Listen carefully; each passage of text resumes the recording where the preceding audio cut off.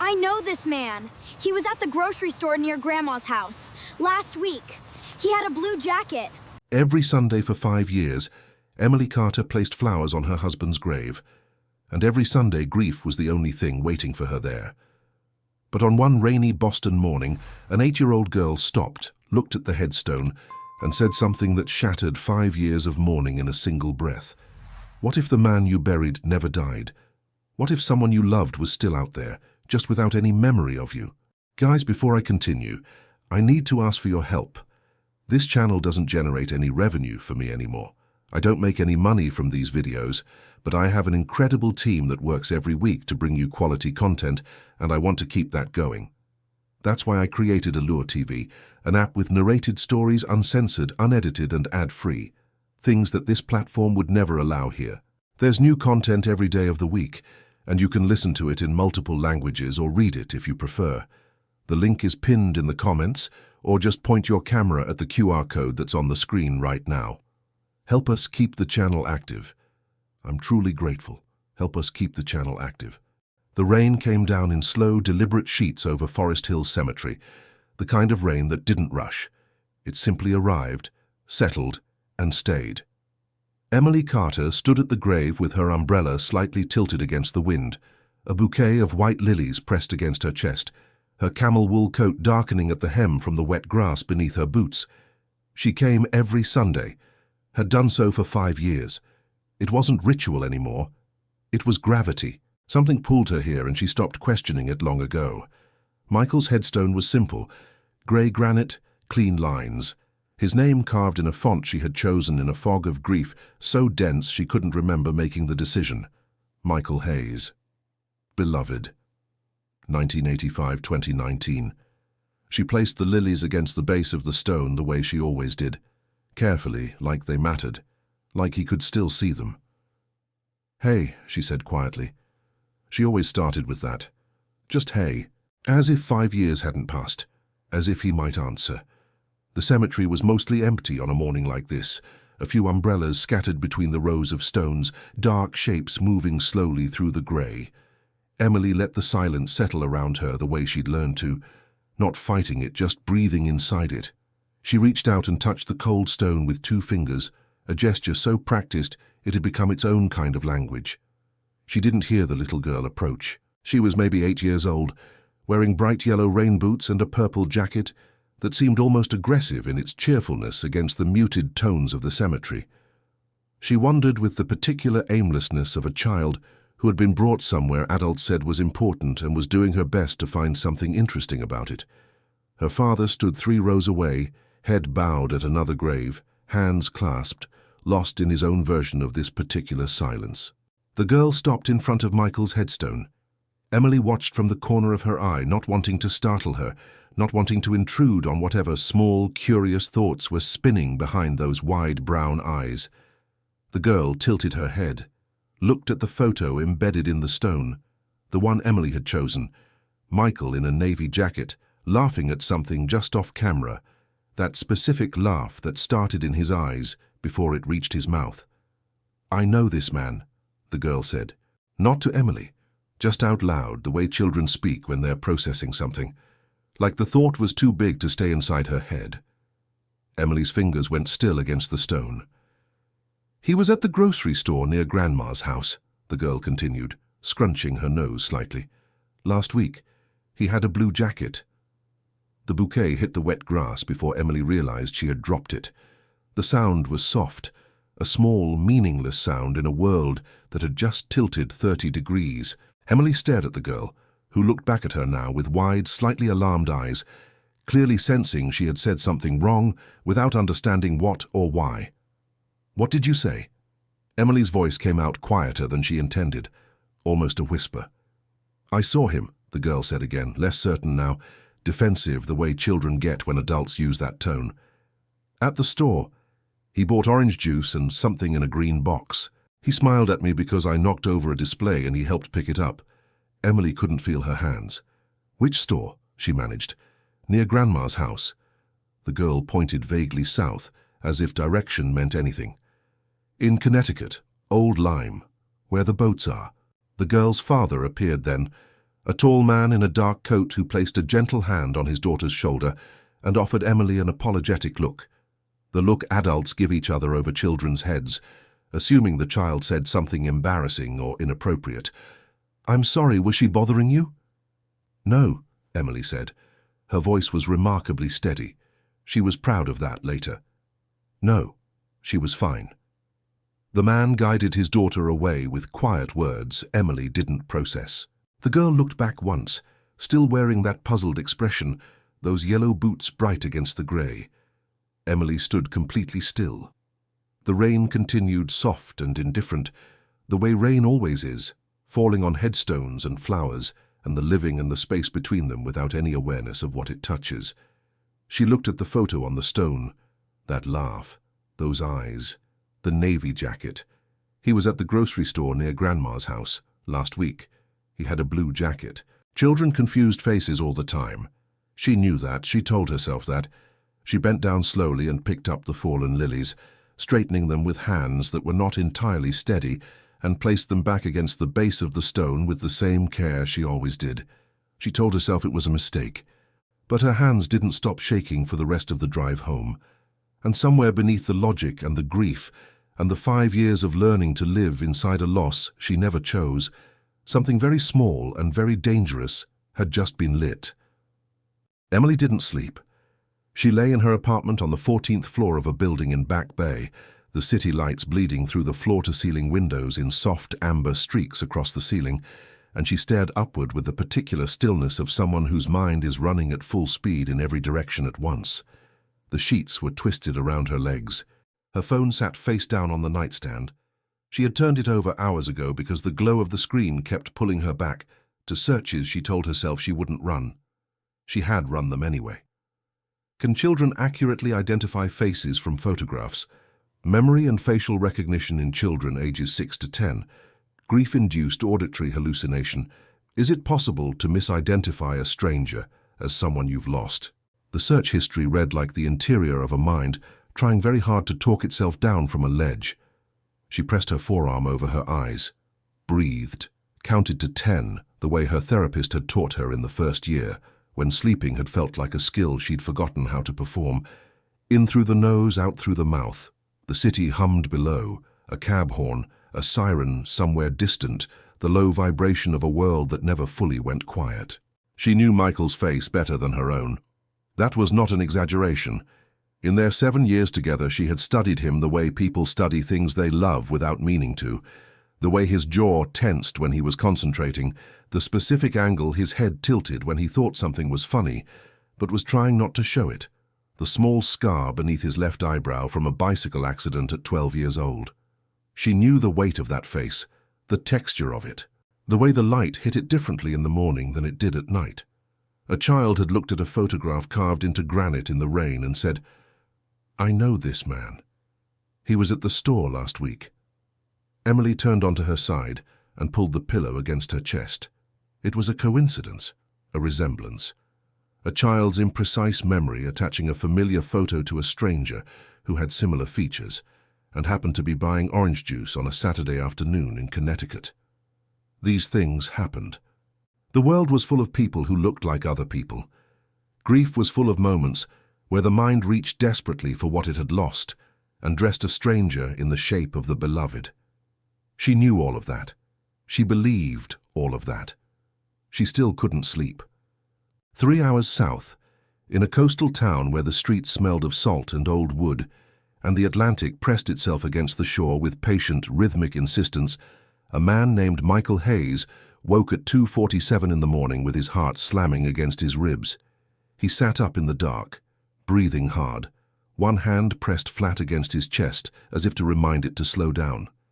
The bedroom was quiet. A ceiling fan turned lazily overhead. Through the window, the marina lights reflected off the black water in long, trembling lines. The dream again. He didn't call it a nightmare because it didn't frighten him. Not exactly. It unsettled him in a way that was harder to name than fear. He had been having versions of it for years, the same fragments cycling through in different arrangements, never quite resolving into anything he could hold on to when he woke. A woman's laugh. Not a sound he could attach to a face, just the quality of it. warm and a little breathless, like she was laughing at something that had surprised her. The smell of jasmine, distinct and specific, the kind that clung to warm skin on a summer evening, and the sensation, always the sensation, of holding a hand. Not just any hand. A hand that fit against his, with the precise certainty of something that had been made to be there. He swung his legs over the side of the bed and sat in the dark for a moment, forearms on his knees, head slightly bowed. The doctors had told him 5 years ago, when he had woken in a Hartford hospital with a fractured orbital bone and no memory of the previous decade, that fragments like these were normal, that the brain stored things in places that weren't always accessible through conscious memory, that images and sensations and emotional residue could surface in dreams long before, or instead of, coherent recollection. They had used words like dissociative amnesia and retrograde memory loss and neurological trauma, all of which had sounded like a very clinical way of saying, "You are a man who woke up without a past, and we're not sure when or if it will come back." What they hadn't told him, what he had figured out slowly and alone over 5 years, was that the absence of memory didn't mean the absence of feeling. He didn't remember the woman whose laugh lived in his dreams, but he missed her. That was the strangest part. He missed something he couldn't name, couldn't picture, couldn't locate in any part of his conscious mind. It was like mourning a color you'd never seen, irrational, persistent, and completely immune to logic. He stood, moved to the window and looked out at the dark marina. His reflection floated faintly in the glass, a man in his late 30s, dark hair slightly overgrown, jaw unshaved. A man who had built a quiet life in a town that asked few questions and offered clean air and the kind of uncomplicated days that felt on most mornings like enough. Most mornings. He pressed 2 fingers against the cool glass and watched the water move beneath the docklights. The hand in the dream had felt like the center of the universe. That was the only way he had ever been able to describe it to himself, in the privacy of his own thoughts, where no description had to make sense to anyone else. Like everything he had ever needed was contained in that single point of contact. He stood there for a long time, watching the water, trying to remember something that refused to be remembered. While 3 hours north, a woman lay awake in city light, doing everything she could to forget something that refused to be forgotten. It took Emily 4 days to find the grandmother. She wasn't proud of how she did it. A combination of things that felt increasingly obsessive each time she revisited them in the rational light of morning. She had remembered the father's face well enough to describe him. She had remembered the yellow boots, the purple jacket, the name the father had used when he called the girl back to his side. Lily. She had remembered the girl saying Old Lyme with the particular geographic confidence of a child who had been told to memorize her grandmother's town in case she ever got lost. From there it was Google, local Facebook community groups, a gentle and entirely fabricated inquiry posted in an Old Lyme neighborhood forum about a lost item she claimed to have left behind after a visit. 3 responses. One from a woman named Patricia, who mentioned her granddaughter had been visiting that same weekend, and had she perhaps left it near the cemetery. Emily had stared at that message for 20 minutes before responding. She drove down on a Wednesday. The Connecticut shoreline arrived gradually, the highway softening into smaller roads, the flat Boston skyline replaced by bare trees, and the occasional glimpse of grey water between houses. Old Lyme was the kind of town that looked exactly like its name. Quiet, coastal, slightly weathered in a way that felt intentional rather than neglected. Wooden storefronts, a harbour visible at the end of the main street, the smell of the ocean arriving in cold, clean gusts every time the wind shifted. She found the grocery store without difficulty. It was small by city standards. 2 aisles of produce, a deli counter along the back wall, local honey displayed near the register, with hand-lettered price tags. The kind of place where people knew each other's names, and the cashier asked about your mother's knee surgery without being prompted. Emily picked up a basket. She moved through the produce section with the focused attention of someone who was absolutely not looking for anything in particular, selecting items with great deliberation. 3 apples, a bunch of kale she would never eat, a container of strawberries. Her coat was the deep burgundy one, the fitted one with the oversized lapels that her friend Dana had once said made her look like she meant business. She had worn it without consciously deciding to. She told herself it was just a coat. The store was small enough that she could see the entrance from anywhere inside it. She stayed for 40 minutes. She rearranged her basket twice. She read the back of a kombucha bottle with the concentration of someone studying for an exam. She asked the woman at the deli counter a detailed and entirely unnecessary question about the difference between two types of smoked salmon. The woman answered thoroughly. Emily retained nothing. At minute 38, she almost left. She had constructed, over the course of the drive down, a very reasonable internal argument for why this was all an exercise in self-destruction. A child had made an offhand comment. Children misidentified faces constantly. She was a 36-year-old woman with a career and a therapist and 5 years of hard-won emotional scaffolding, and she was standing in a grocery store in a town she had never visited, holding a bunch of kale and waiting for a ghost to walk through the door. She set the basket down near the end of the aisle, and then the door opened. He came in the way people do when they're not thinking about their entrance. No pause, no adjustment, just movement.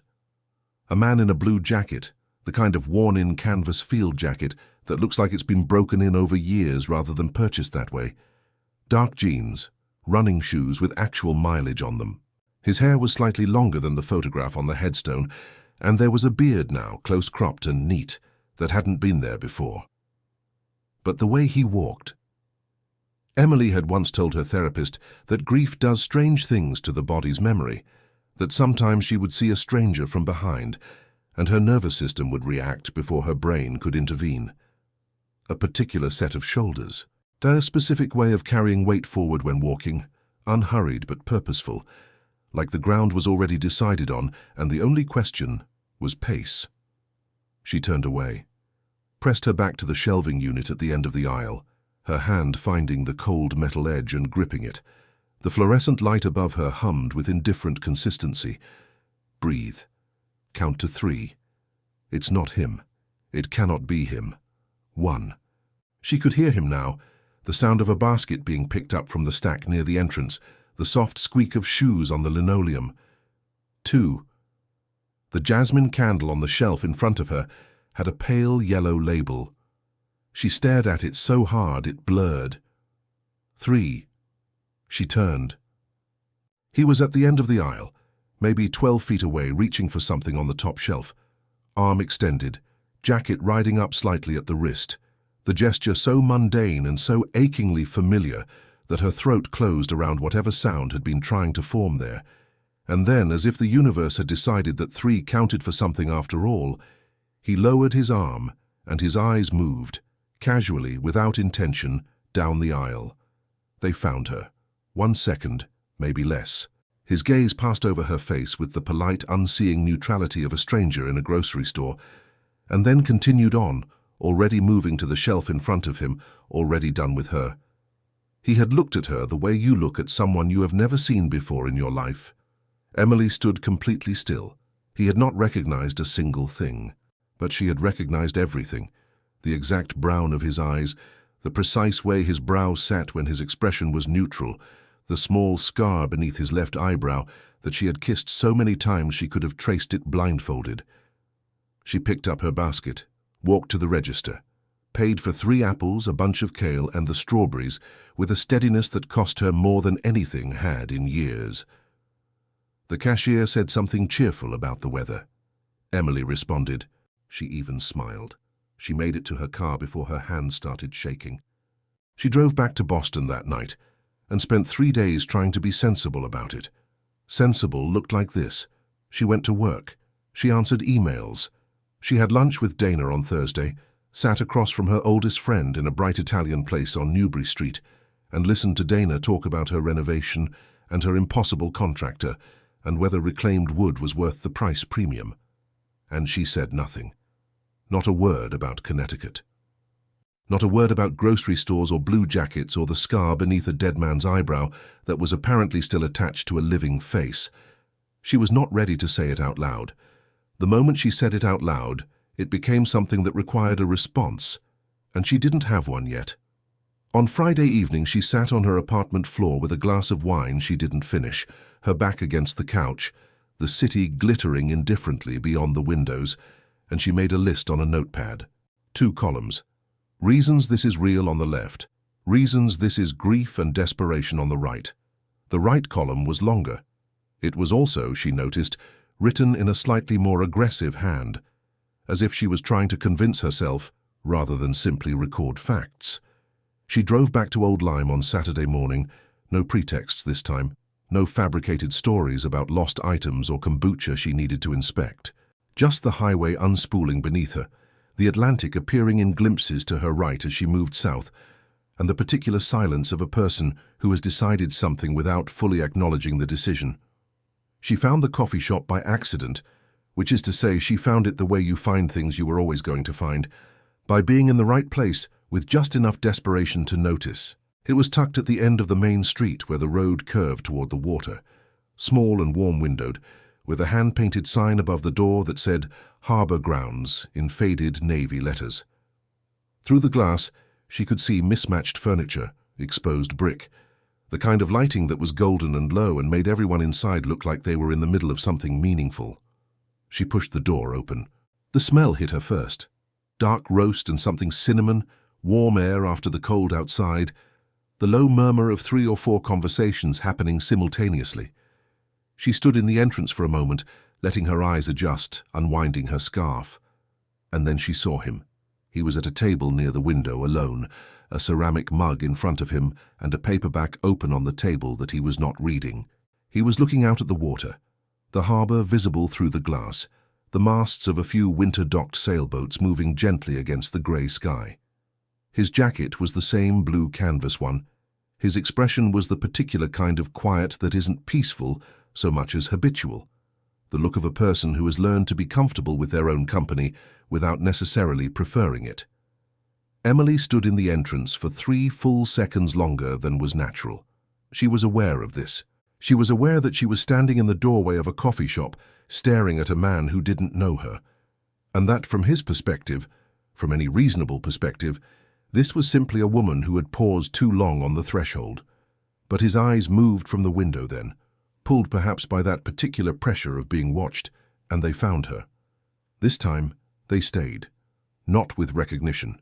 She was already practiced at reading his face for that, and not finding it, but with something else, a slight adjustment almost imperceptible, the way a person's attention sharpens when something catches it unexpectedly.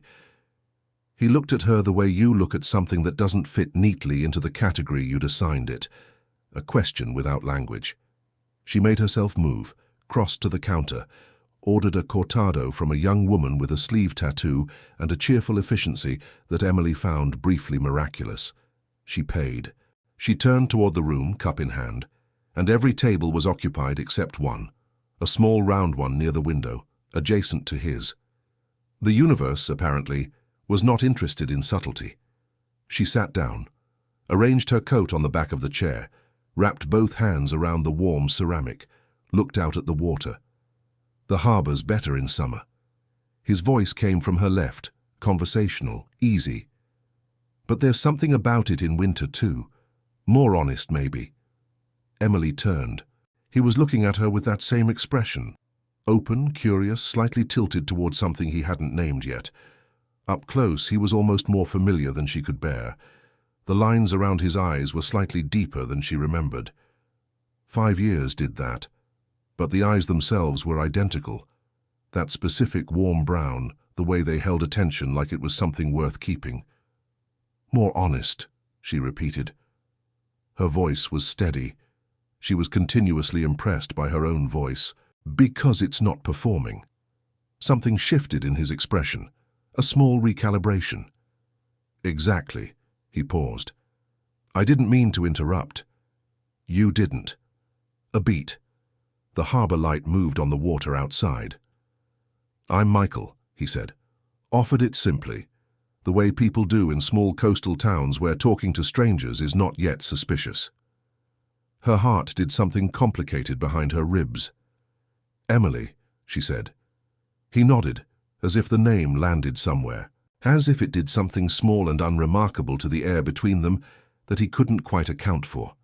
He looked back at the water, then at her again. that slight hesitation of a man who has more to say and is deciding whether the context permits it. "Do you come here often?" he asked, and then immediately made a face. That came out considerably worse than it sounded in my head. Emily laughed, a real one, unexpected, the kind that arrives before you can shape it into something more controlled, and something happened to his face when she laughed. A softening, an orientation, like a compass needle finding north without understanding magnetism. He picked up his coffee cup, she picked up hers. Outside, a gull crossed the grey sky over the harbour in one long, unhurried arc. They talked about the menu, about the town, about whether the cinnamon thing in the air was intentional or a fortunate accident of the kitchen. They talked about nothing. They talked for 23 minutes about absolutely nothing, and when Emily finally stood to leave, winding her scarf back around her neck, she caught him watching her with an expression he hadn't bothered to arrange into something neutral in time. "It was nice to meet you, Emily," he said, quietly, like the words had more weight than their arrangement suggested. "You too," she said. She walked to the door, pushed it open, let the cold salt air hit her face. Behind her, she didn't look back, but she knew, with the certainty of someone who had loved a person long enough to know them in the marrow, that he was still watching the door long after she had gone through it. He told himself he was going for a walk. It was a Sunday morning, cold and bright, the kind of New England winter day that arrives with an almost aggressive clarity, the sky a hard, particular blue, the light sharp-edged and unforgiving on every surface. Michael pulled on his jacket, his boots, wound a dark scarf around his neck, and told himself he was simply going to the harbour because he went to the harbour most Sunday mornings, and this was not different from any other Sunday. He had been telling himself variations of this for 3 days. The truth, which he was not quite ready to examine directly, was that he had thought about Emily approximately every 4 hours since she had walked out of harbour grounds on Saturday morning. Not obsessively, or not in a way he was willing to call obsessive. More like the way you return to a word you can't define, turning it over, holding it to the light, trying to find the angle that makes it make sense. She had sat at the table next to his for 23 minutes and said nothing remarkable, and he had not been able to stop thinking about it. About her. The laugh, specifically. The way it had arrived unguarded, and then, just briefly, she had looked almost surprised by it herself, like it had escaped from somewhere she kept carefully locked. He knew that feeling. He lived adjacent to it constantly. He walked the length of the main street, hands in his pockets, breath visible in the cold air. The town was quiet the way small coastal towns are quiet in winter, not empty, but unhurried, moving at a pace that the seasons seemed to require. A few shop owners pulling in sidewalk signs, a dog investigating a lamppost with great seriousness, the smell of the water growing stronger as he neared the end of the street. He almost missed her. She was on the boardwalk that ran along the harbour's edge, standing at the railing and looking out at the water, her burgundy coat a vivid interruption against the grey-blue backdrop of the January sky. Her dark hair moved in the wind off the water. She had a coffee cup in one hand, and the other rested on the weathered wooden railing, and she was so still she might have been part of the structure itself. Michael stopped on the path. Later he would not be able to explain the precise quality of what he felt in that moment. Not surprise exactly, though he hadn't expected to see her. Something more interior than surprise, something that recognized, before it understood. He walked toward her. She heard his footsteps on the boardwalk and turned, and there it was again. That expression she made when she first saw him, something complex and layered moving quickly across her face before she brought it to neutral. She was very good at neutral. He had noticed that in the coffee shop. She worked at it. "You're back," he said. Stated it simply, without inflection, letting it be whatever she decided it was. "Apparently," Emily said. The corner of her mouth moved. "I told myself I wanted to see the harbour properly." "And? It's very grey." "It is," he agreed. He moved to stand beside her at the railing, leaving a foot of distance between them, both of them looking out at the water. The harbour was quiet. A few gulls riding the wind above the docks, the rigging of the winter-moored sailboats making a faint, rhythmic knocking against their masts. "It grows on you." "Most things do," she said. Then, quietly, as if the wind had taken the words before she fully intended to release them, "If you give them enough time." He looked at her profile. She was watching the water with an attention that seemed to cost something. They walked without discussing it, simply began moving in the same direction along the boardwalk, at the same pace, as if the decision had been made somewhere below the level of language. The cold air pressed in from the water, carrying salt and the faint diesel smell of the marina. Emily's heeled boots made a precise sound on the wooden planks. He found himself adjusting his pace to hers without thinking about it. "Do you live here?" she asked. "Or visiting?" "I live here. 5 years now." He paused. "Before that, Hartford. Before that, I'm not entirely sure." He said it the way he always said it, lightly, clinically, as if it were a fact about someone else. She was quiet for a moment.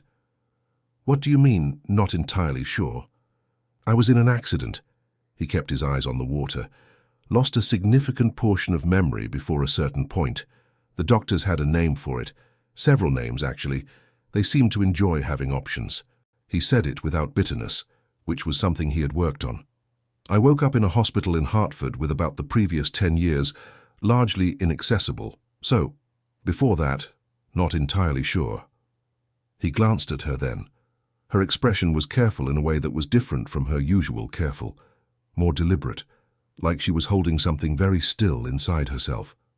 "I'm sorry," she said, softly, with a weight that seemed disproportionate to the social requirement of the moment, too genuine, too specifically heavy. "It's all right," he said. The automatic response. Then, because something about her made the automatic feel insufficient, "Most days it's all right." They walked in silence for a moment. The boardwalk curved gently to the left, following the edge of the water. A bench appeared, old iron painted green, positioned to face the harbour, and by some wordless agreement they both slowed. The bench was narrow. When they sat, the space between them was less than it had been at the railing. Not close enough to mean anything, close enough to be aware of.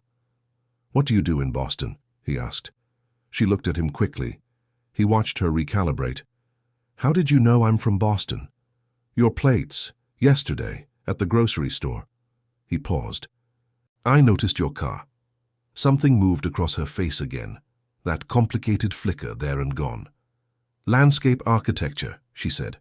"Urban green spaces, parks mostly, making cities less grey. That's a good thing to do. Most days it feels like it." He smiled. It was small and genuine and arrived without calculation, and he watched something in her expression go briefly unguarded in response, just a half second, a fracture in that careful neutral, before she looked back at the water. The wind came off the harbour in a long, cold gust. Emily shifted on the bench, pulling her coat tighter, and her hand moved to the railing along the bench's back, the same railing his hand was already resting on. Their fingers didn't touch. They came close. A matter of centimetres, the warmth of proximity without contact, and Michael stopped in the middle of whatever he had been about to say. He looked down. Her hand, the railing, the space between. Something moved through him. Not a memory, not quite, but the ghost of one. A sensation without image, the feeling of certainty, of rightness, of a hand that fit somewhere specific. He looked up and found her already looking at him, and for a moment neither of them performed anything. No careful neutral, no managed expression, just two people on a bench above a grey harbour in January, with something enormous and unnamed sitting directly between them. "I don't usually talk this much," he said finally. His voice was slightly different, quieter. "Neither do I," Emily said. The rigging knocked against the masts. The gulls rode the wind. The water moved with its patient, indifferent rhythm beneath them, keeping its own time, answering to nothing but the pull of the tide. Emily had a lawyer by Thursday. His name was Robert Hale, mid-50s, silver-haired, the kind of man whose office smelled of old books and careful thinking, and who had, according to 3 separate recommendations, spent 30 years untangling exactly the kinds of legal situations that looked impossible from the outside. His office was on the 22nd floor of a building on State Street, all glass and pale wood. Boston spread out behind him like an argument for why the city mattered. Emily sat across from him in a charcoal blazer she had put on that morning, because she needed to feel like someone who had their footing. She laid it out methodically. The grave, the little girl, the grocery store, the coffee shop, the boardwalk, the scar beneath his left eyebrow that no resemblance in the world could replicate with that particular precision. The 5 years of death certificates and insurance claims, and a funeral she had organized in a grief so complete she had barely been able to stand upright. She put a photograph on the desk, Michael at their kitchen table in their Boston apartment, laughing, 32 years old, the navy jacket. Robert Hale looked at the photograph for a long time without speaking. "Tell me about the accident," he said finally. "Single car, Route 9, November 2019. The car went into a ravine. There was a fire." She had said these words so many times they had become geological, layered, compressed, stripped of their original temperature. The body was identified by dental records. Hale looked up. Dental records provided by whom? Emily stopped. She had never asked that question. In the fog of that November, with his mother Margaret coordinating everything, and the funeral home calling and the insurance company sending forms, and her own inability to eat or sleep or think in complete sentences, she had never asked who had provided the dental records. She had assumed. Of course she had assumed. Why would she have done anything else? "I don't know," she said. Hale wrote something down. "What can you tell me about his family?"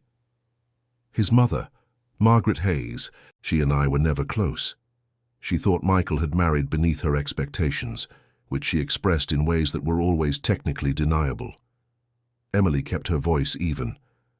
"There was a cousin, Diane, distant, on his father's side. I barely knew her. She appeared after the accident to help Margaret with arrangements. Where is Diane now?" "She married Michael." The words tasted exactly as strange as they always did. "About 2 years after the accident. They live in Old Lyme. He knows her as his wife." Hale set down his pen. He looked at her with the measured, unsurprised expression of a man who had seen enough human behavior to find very little of it genuinely shocking. "Ms. Carter, I want you to understand what you may be describing. I know what I'm describing. A man survives an accident with significant amnesia. His family, specifically his mother and a cousin, identifies the body of another man as his using falsified or manipulated dental records. They relocate him to a different city. They construct an alternative history. The cousin positions herself as his wife, giving her access to whatever financial interests, insurance policies, inheritance, assets, were contingent on Michael Hayes being alive and controllable." He paused. "That is fraud, identity manipulation, potentially conspiracy, and the deliberate exploitation of a vulnerable adult." "Yes," Emily said quietly. "That is what I'm describing." She had known it before she sat down. She had known it on the boardwalk on Sunday, when he had said before that "I'm not entirely sure," with that terrible lightness, that practiced acceptance of a wound that someone else had made and he had been left to carry alone. The anger had been building since then, not the hot, disorganized anger of shock, but something colder and more architectural, something that had been constructing itself methodically in the back of her chest all week. She let herself feel it now, briefly, the full weight of what had been done to him and to her and to the 7 years they had built together, that someone had decided to simply erase for the sake of a policy payout and a convenient inheritance. Then she put it somewhere she could access it without being consumed by it. She had practice with that. 5 years of practice. "What do I need to give you?" she asked. "Everything," Hale said. "Marriage certificate, his life insurance policy documentation, the accident report, his mother's financial records if we can access them. Anything you have from your life together, photographs, joint accounts, correspondence." "I have all of it," she said. She had kept everything. She hadn't known why at the time. Her therapist had gently suggested it might be a form of not letting go. But she had kept it all, in a box on the high shelf in her closet, and she understood now that she had been keeping it for this. "There's one more thing," Hale said carefully. "Before any legal proceeding begins, and this is not a legal question, this is a human one, you need to decide how you're going to approach him directly." Emily looked at the photograph on his desk. "He has no memory," Hale continued. "He has a life he believes is real, a marriage he may or may not understand to be a fiction. Whatever you tell him will not arrive to someone who has the context to receive it cleanly." He paused. "It will arrive to a man who will have to choose whether to trust a stranger over everything he currently knows." The city moved behind him in the window. Traffic on State Street, a plane crossing above the harbor, the ordinary machinery of a world that continued without any awareness of what was being dismantled inside this room. "I know," Emily said. She picked up the photograph, looked at it for a moment, that laugh, those eyes, the kitchen table of an apartment that no longer existed in any version of Michael's accessible world. The anger was there, structured and ready, but beneath it, pressing up through every layer with a persistence that 5 years had failed to extinguish, was something else entirely. Something that had survived a funeral and a grave, and 100 Sunday mornings of standing in the rain talking to a piece of granite. She put the photograph in her bag. The question was not whether she would tell him. She had known the answer to that since the boardwalk, since the bench, since the half-second of proximity between their hands on a railing above a grey harbour. The question was how you handed someone back a life without shattering everything they had built in its absence. She did not have that answer yet. But Robert Hale was already reaching for his phone, and outside on State Street, the city moved with its relentless, indifferent momentum, and somewhere 3 hours south, a man she had loved for 12 years was living inside a story someone else had written for him, and it was almost time for that story to end. She chose a Tuesday night, not for any strategic reason, not because Tuesday held any particular advantage in the architecture of impossible conversations, but because by Monday evening she had run out of reasons to wait, and waiting had begun to feel less like prudence and more like cowardice, dressed in reasonable clothing. She called him. His number had been easy enough to find. Harbour Grounds had a community board with local business cards, and Michael did small boat repair work out of a workshop near the marina, his name and number on a simple white card she had photographed with her phone on her last visit, without letting herself examine what that meant. He picked up on the third ring. "It's Emily," she said, "from the harbour." A pause. Brief but specific, the pause of someone who had been thinking about a thing and is now unexpectedly confronted with the thing itself. "I know who you are," he said. They agreed to meet at the boardwalk at 7. She drove down in the dark, the highway lit only by headlights and the occasional overpass, the radio off, her thoughts arranged and rearranged for 2 hours until they stopped resembling thoughts and became simply the sound of her own heartbeat. The weather had shifted. The clear winter days of the previous week had collapsed into something heavier. A wind off the Atlantic that carried real intent, pushing hard against her car on the exposed stretches of coastal road. By the time she parked and walked to the boardwalk, the harbour was unrecognizable from the quiet grey tableau of Sunday. The water moved in dark, irregular swells. The rigging of the moored boats was not knocking now. It was singing, a high, strained sound that the wind carried and distorted. The sky above was a solid, pressurized black. Michael was already there. Standing at the railing where they had stood before, his back to her, his jacket inadequate for the weather in a way he didn't seem to notice. She could see the tension in his shoulders from 20 feet away, the particular set of a person bracing for something without knowing exactly what shape it will take. He turned when he heard her approach. "You said you had something to tell me," he said. No preamble. He was looking at her with that focused attention she had come to recognize, the way he looked at things he was trying to understand, rather than simply observe. "Yes." She stopped a few feet from him. The wind took her hair immediately, and she let it. She had rehearsed this. She had rehearsed it in her car, in her apartment, standing in her kitchen at 2 in the morning. The rehearsed version was organized and sequential and compassionate in its delivery. She abandoned it entirely. "I think you were my husband," she said. The wind filled the silence that followed. The rigging screamed softly above the docks. Michael looked at her. His expression did not collapse or fracture. It went very, very still. The stillness of deep water rather than shallow water. Something processing at a level below what the face could display in real time. "That's not possible," he said, quietly. His name was Michael Hayes. We were married for 3 years. We lived in Boston. We were together for 7 years total.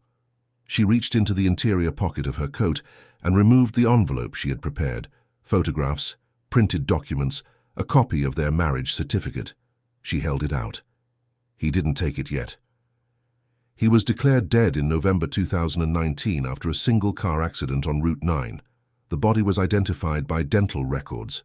She paused. Records that I now have significant legal reason to believe were falsified. The word falsified landed in the space between them with a specific weight. His jaw tightened. "Emily, you have a scar beneath your left eyebrow." Her voice was steady in a way that was costing her everything she had. "You got it when you were 12. Your bike slipped on wet pavement and you went over the handlebars and your face hit the curb. You told me that story on our 3rd date because I asked about the scar and you said you'd been waiting for someone to ask about it." She took a breath. "Your mother's name is Margaret. You take your coffee black. You can't sleep on your right side because of an old shoulder injury. You learned to sail from your father before he died when you were 19. You are terrified of enclosed spaces, but you have never told anyone that because you think it makes you seem less capable than you are." He had gone completely still. "The last thing you said to me," she continued, and here, only here, did her voice do something she hadn't given it permission to do. A slight compression, a hairline fracture in the steadiness. "Before the accident, the last thing you said was that you'd be back by dinner, that it was a quick drive and you'd be back by dinner." She stopped, pressed her lips together for a moment. "You were not back by dinner." The wind hit the boardwalk in a long, shuddering gust.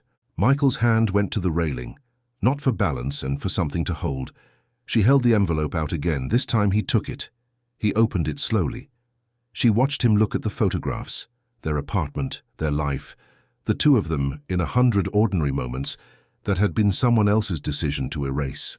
She watched his face as he looked at himself laughing at their kitchen table, at a beach somewhere in Maine, at a birthday party where he was wearing a paper crown with the particular dignity of a man who found the crown ridiculous and was wearing it anyway because someone he loved had put it there. His face did not unlock, but something behind his eyes moved. She could see it, that interior shifting, the way a structure adjusts when weight is applied somewhere unexpected. "This could be fabricated," he said. His voice was low and careful, and not entirely convinced by its own argument. "It could be," she said. "I have a lawyer named Robert Hale on State Street in Boston who has spent the last week building the case that it isn't. I have financial documents, insurance records, and a forensic document examiner looking at the dental record submissions from November 2019. She paused. "You can verify every single thing in that envelope independently. I'm not asking you to take my word for it." "Then what are you asking?" The question came out with more rawness than he had intended.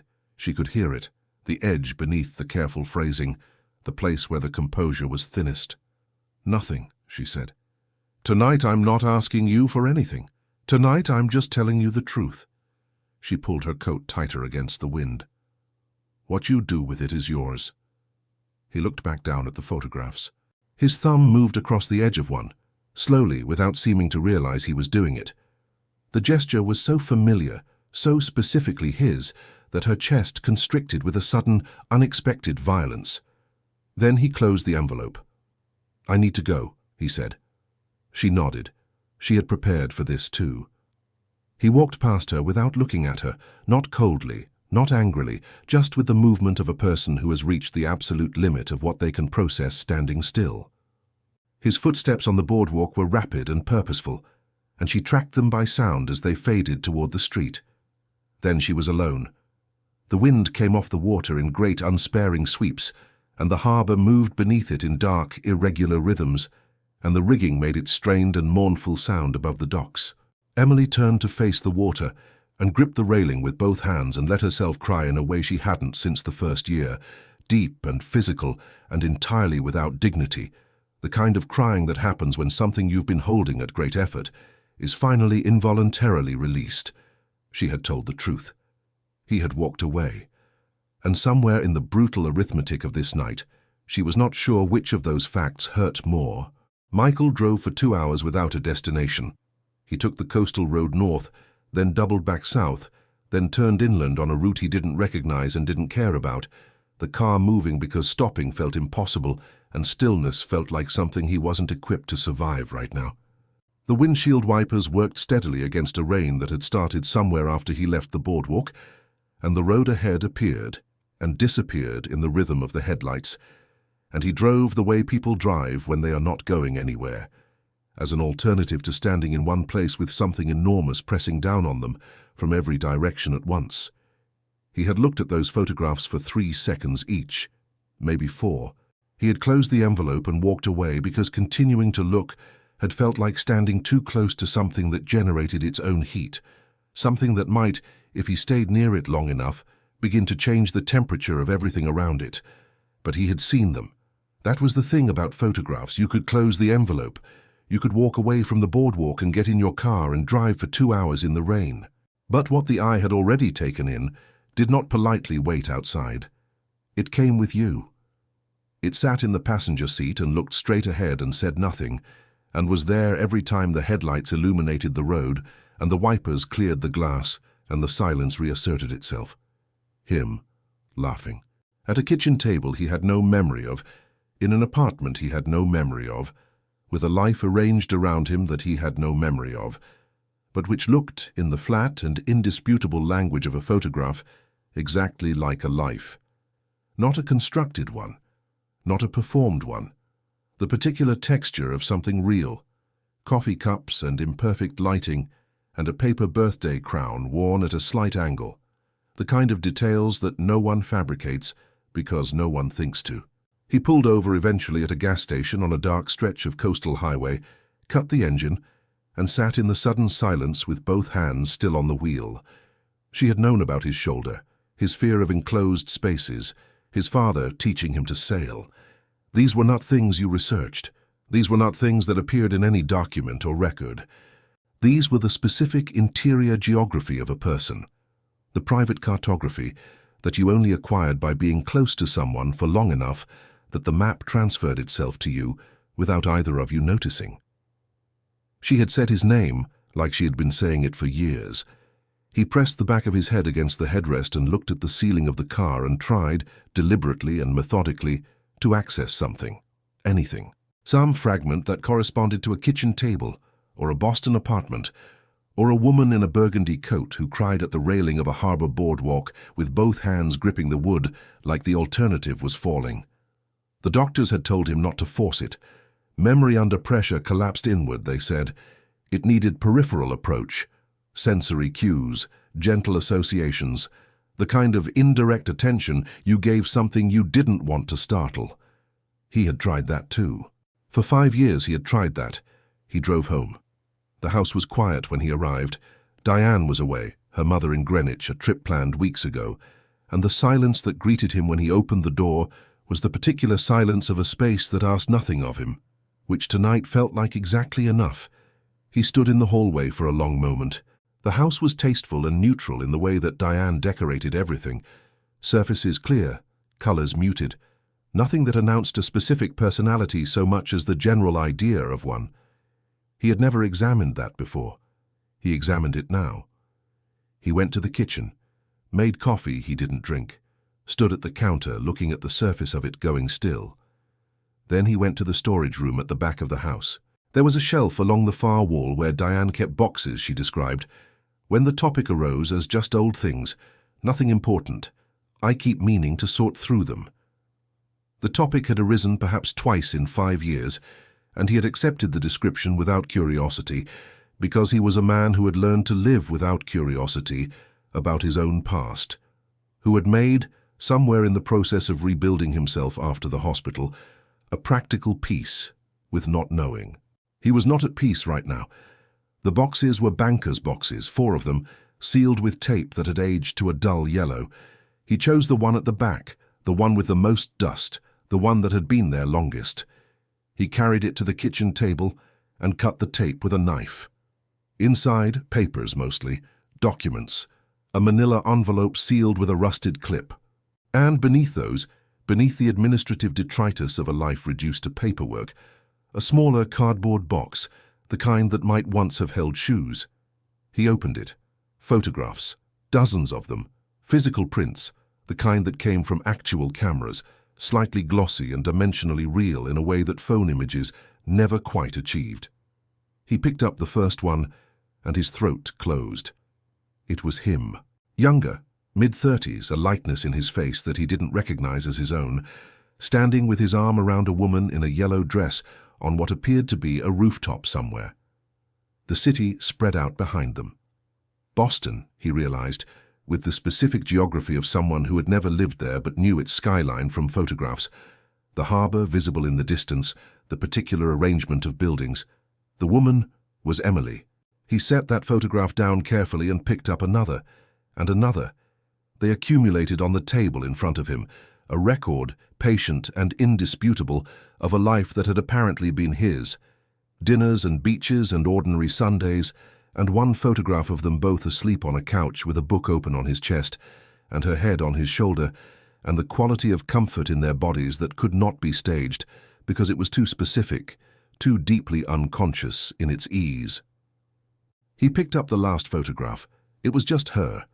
Standing in a kitchen, their kitchen he understood now, recognizing the particular light from another photograph, holding a mug with both hands, looking at something off-camera, her expression unguarded and warm and entirely private.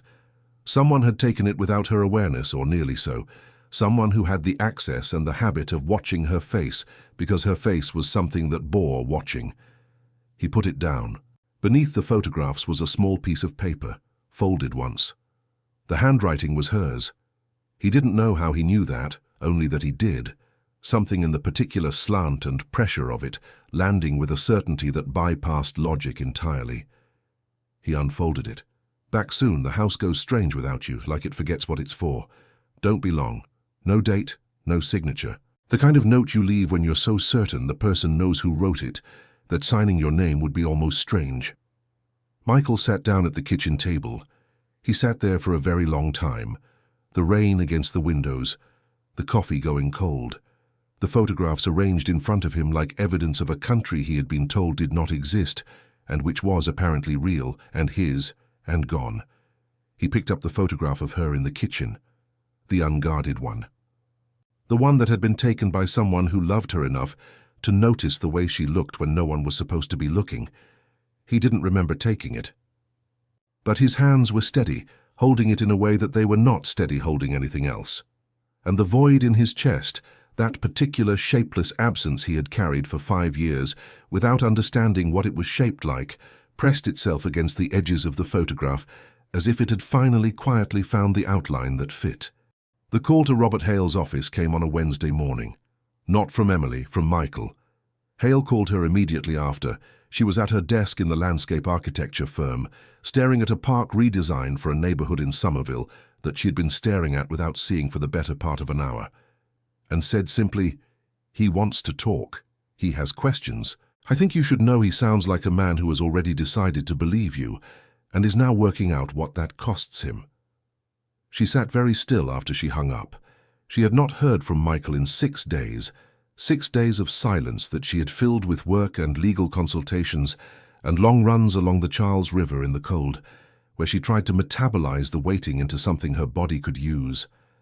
6 days of not calling him, which had been the hardest practical act of her recent life, harder than standing on that boardwalk in the storm, harder than walking into Robert Hale's office, harder almost than any single moment in 5 years of grief, because every instinct she had wanted to reach toward him, and she had made herself hold that instinct still. He had needed the space. She had known that. It didn't make the silence lighter. Now she sat in her car outside Hale's building on State Street and breathed. The meeting lasted 4 hours. Michael sat across the conference table with a quality of stillness that she recognized from the boardwalk, deep water rather than shallow, something processing beneath a surface held deliberately calm. He had driven up from Old Lyme that morning. He was wearing a dark grey sweater, no jacket, and he looked like a man who had not slept well in 6 days, which she understood completely. He had brought the photographs from the box. He laid them on the table between them, not dramatically, just carefully, the way you handle things that have become suddenly and unexpectedly precious, and he looked at her across them and said, "Tell me about this one," pointing to the rooftop photograph, the yellow dress, the Boston skyline. "Your firm's summer party," she said. 2017. You hated those events, but you came because I asked you to. You spent 40 minutes talking to the catering staff because you said they were more interesting than the partners." She paused. "You were probably right." Something moved in his face. He pointed to another. She told him. He pointed to another. She told him that too, each photograph a small, specific world she had lived in, and he had been erased from, and she rebuilt each one with the precision of someone who had kept every detail somewhere safe inside herself, without knowing if she would ever have cause to use it. At some point she noticed he had stopped pointing and was simply listening. Hale presented the legal documentation methodically. The forensic analysis of the dental record submission, which showed irregularities consistent with record substitution.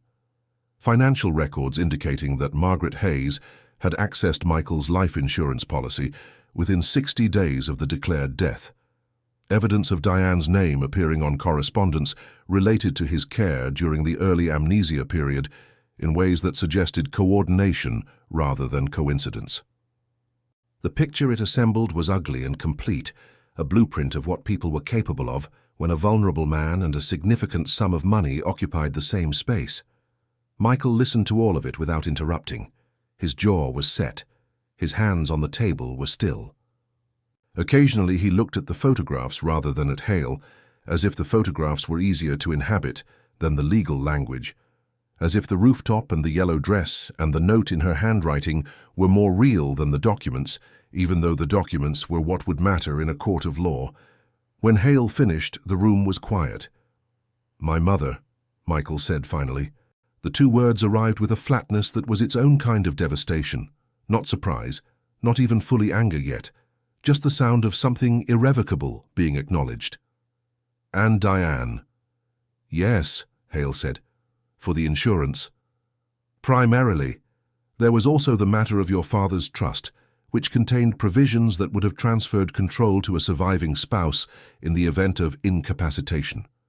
Diane's position gave her access to those provisions in a way that—" "I understand," Michael said quietly. "I understand what it was for." He was silent for a long moment. Then he looked at Emily, directly, fully, with none of the careful management he had used in every previous exchange, just his eyes on her face, with a directness that pressed the air out of the room. "I found a note," he said, "in the box. Your handwriting." "I left notes," she said. Her voice was very quiet.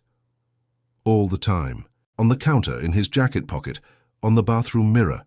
She stopped. "Your jacket pocket." The correction landed between them. His throat moved. He looked back at the photographs on the table.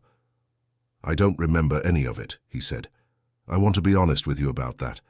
I'm not going to tell you that seeing the pictures unlocked something definitive, or that the note felt familiar in the way that would make this story neater. I looked at those photographs for hours, and what I felt was—" He paused, searching. "The shape of something, not the thing itself, the negative space where the thing was." "I know," Emily said. "Do you?" "Yes." She held his gaze. "Because I have spent 5 years looking at the negative space where you were. I know exactly what that shape feels like." Something in his expression shifted, a fracture, small and irreparable, in the composure he had maintained for the last 4 hours. He pressed his lips together and looked at the ceiling briefly, then back at her, and his eyes were doing something she recognized. Hale, with the professional sensitivity of a man who had spent 30 years in rooms where private things became public, found a reason to step out. They sat alone on opposite sides of a conference table covered in photographs and legal documents, the assembled evidence of a life that had been taken apart and put back wrong, and neither of them said anything for a long moment. "What happens now?" Michael asked. "Legally?" "Hale files. It will be contested. Margaret will deny everything, and Diane will lawyer up, and it will be long and expensive, and the press will almost certainly find out. She paused. It will not be a quiet process. No, he agreed. I didn't imagine it would be. He exhaled slowly. And personally? What happens personally? The question was careful, deliberate, loaded with a specific and significant weight that both of them felt, and neither of them rushed. I don't know, Emily said, honestly. I spent 5 years learning to live without you. I'm not sure what living near you again looks like. I'm not sure what you need or what's fair to ask, or whether the word fair is even the right frame for any of this. He nodded slowly. Then he stood. He gathered the photographs with that same careful deliberateness and returned them to the envelope. He put on his jacket. He looked like a man assembling himself to face something large, which he was. He moved toward the door. And then he stopped, his back to her, hand on the doorframe. Emily. His voice was different, lower, the careful management entirely gone from it. Yes. I don't remember you. A pause. But I've thought about you every day for 6 days, and I don't think that's nothing. He walked out. She sat alone in the conference room with the city bright and indifferent beyond the glass, the legal documents spread across the table, the case for the life they had shared assembled in careful rows in front of her. Her phone buzzed. Hale, asking if she needed anything. She looked at the door through which Michael had just walked, and realized, with a clarity that was almost physical, that for the first time in 6 days, the waiting had a different quality to it entirely. Not the waiting of someone hoping. The waiting of someone who already knew. The legal proceedings began in February. Hale filed on a Tuesday, and by Thursday it had found the press, a small item in a Boston legal blog that was picked up by a regional outlet, and then, with the accelerating logic of stories that contain the right combination of loss and betrayal, and the specific human hunger for injustice, made visible by 3 national publications by the following Monday. Man declared dead, found alive in Connecticut. Boston woman's 5-year grief built on fraud. Family members accused of identity manipulation for insurance gain. The headlines were reductive in the way that headlines always were, compressing something enormous and specific and deeply human into a phrase calibrated for maximum immediate impact. But the essential architecture of what had happened was there, and once it was there, it could not be unthere. Margaret Hayes retained a lawyer within 48 hours. Diane retained one within 24. The legal machinery engaged with a grinding, impersonal momentum that bore no resemblance to the human weight of what it was processing. Depositions scheduled, documents subpoenaed, forensic accountants introduced to financial records that had been arranged to tell a particular story, and were now being asked to tell another. Emily moved through it with the focused steadiness she had developed over 5 years of learning to carry difficult things without letting them carry her. She answered questions. She provided documentation. She sat across tables from people whose job was to find inconsistencies in her account, and she found, to her own quiet satisfaction, that there were none, because she had not constructed a narrative. She had simply told the truth, and the truth had the particular durability of things that don't need to be maintained. She did not see Michael during this period. They had agreed, carefully in a brief conversation via text, that had the quality of 2 people being very deliberate about something fragile. That direct contact during the active legal phase created complications neither of them needed. It was the right call. She knew it was the right call. She reminded herself of this approximately 4 times a day. He texted occasionally, not about the case, small things, a photograph of the harbor at sunrise he thought she might appreciate. A question about whether she had recommendations for a landscape architect's view on a particular kind of coastal erosion he'd seen near the marina. Once, late on a Thursday night, simply, "Are you all right?" To which she had replied, "Yes. Are you?" And he had replied, "Getting there." And she had sat with her phone in both hands for a long moment before setting it down and going to sleep. Getting there was, she thought, exactly right. Spring arrived the way it always did on the New England coast, not gently but suddenly. A week of warmth that seemed almost aggressive after the long grey of winter, the harbour going from iron to silver to something approaching blue in the space of days.